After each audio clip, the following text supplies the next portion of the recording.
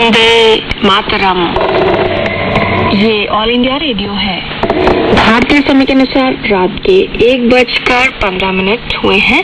England और पश्चिम यूरोपीय देशों के लिए आज की हिंदी सेवा आरंभ होती है।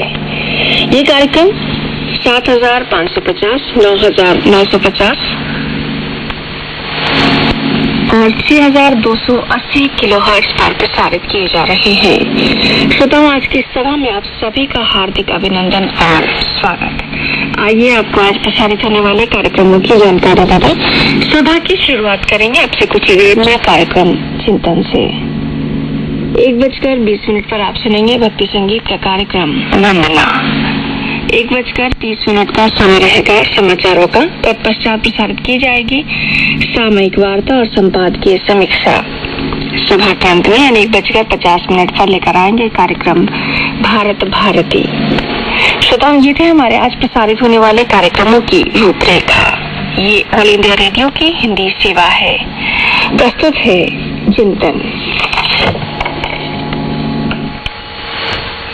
पत्थरों का कारण राजनीतिक दास्ता है। दादा भाई नौरोजी का मानना था कि इसके समाधान से ही हमारे सभी दुख दूर हो सकते हैं।